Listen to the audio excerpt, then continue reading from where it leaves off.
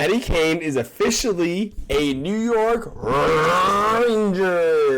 So let's go over that trade real quick. We're going to jump over real quick. Let's check out Cap Friendly. So as you can see, we have the New York Rangers acquiring Patrick Kane from the Arizona Coyotes. So actually, we'll start back here. So Chicago sends Patty Kane right here, his $10.5 million cap hit, over to the Arizona Coyotes. Arizona Coyotes retain half of this 50%, which is the 2.625.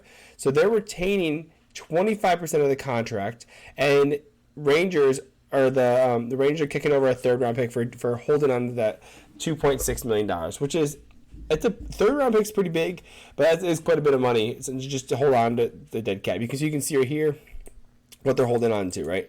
So and then you can see, and then the Chicago, of course, sends Patty Kane over here, and of course everyone knows Patty Kane, but we'll go over him just a little bit just to give you an idea of why this is a big deal, okay? And then of course, so the Blackhawks are receiving Vili Seriavi signing rights from Arizona, okay? So again, Arizona is actually ended up giving up something to the Blackhawks.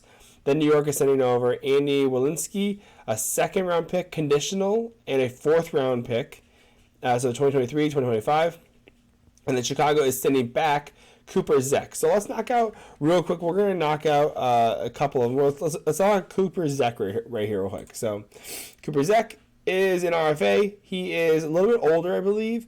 So we go up here. He's 24, so he's an RFA. So he has a little bit of control. But he is up at the end of the year. It could be a contract move, but if the Rangers decide they want to sign him, great, they can do that. So bing, bang, boom, that is done. All right, we're going to jump over here. So we're talking about from the New York Rangers going to Chicago is Andy Welinski. Andy Welinski is, I believe this is more of a cap move. You can see that he is a 29 years old, a little bit older. He signed a 1-year contract, UFA at the end of this year. I believe it's a contract move. That's what I'm hearing. So that's a pretty easy one right there. So next part. So Vili Seriavi was actually signed by the Red Wings, but he actually doesn't even have a contract now. He was actually on the reserve list for the Arizona Coyotes. So I believe it was just more of a contract move, getting the signing rights. If they want to sign him, great. If they can. I mean, again, Chicago's going to need players to be able to play. I mean, they've been moving out so many of their players. And then lastly, you have Andy Welinski, who we just talked about. Again, he could potentially play next year, but again, if he doesn't want to, that's fine. Again, moving over, let's move over to the big piece, Patty Kane. Okay, so Patty Kane, again, $10.5 million he had. He is now his cap is only 2.6, a little over 2.6. He had a no movement clause. So the thing is, a lot of people are a little underwhelmed. So currently, the contract says that if you jump over here again, the Chicago Blackhawks are only getting a second, and they're only getting a fourth for Patty Kane. Now, I was not surprised with that. I was actually expecting a second and a third, because Patrick Kane, by the way. Patty Kane, he has a no movement clause, so he gets to decide where he wants to go. He said, I want to go to Toronto, or I want to go to New York Rangers. And eventually he said, hey, I want to go to New York Rangers. Chicago then has no leverage. They lose all leverage by him doing that. So New York's like, okay, well, we're gonna get him. What do we got to do? What do we want? What makes sense? So this is, to me, is actually a pretty good compromise in my opinion, because I think a second and third round makes sense. But I think Chicago's like, hey, listen, it's Patrick Kane. This guy is a monster. He's done so well. He's still doing well, still putting up points. Even it's a down year for him. By the way, let's go over here. By the way, it's a down year for him. Down year meaning 45 points in 54 games. You can see his track record is over 1,200 points in a little bit over 1,161 games. So he's producing career-wise in the NHL over a point per game.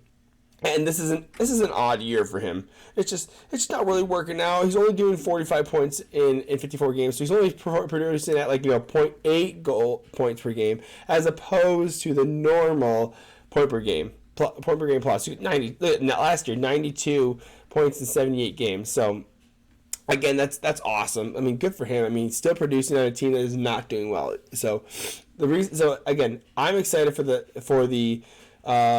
Let's jump it over again. It hit huge cap hit, but again, it's working out well for the Rangers. They were able to make it work, and we all knew this was coming. We all knew it was coming. So I'm excited for him to play. I'm excited. I think the Rangers are going to be a wagon. I'm I think New Jersey's playing them in the start, I believe, of the playoffs. So it'll be crazy to see what happens with them and see if they're able to stack up against it, because the Rangers are Tarasenko. They got Kane. I mean, you have Shesterkin, you have Adam Fox, you have Kreider. I mean, it is a wild, wild team. So I'm excited for them. I'm excited for the New York Rangers, and I'm excited. I'm raring up for these playoffs. So, anyways, if you like the video, hit like, subscribe, comment, let me know what your thoughts are, and love you.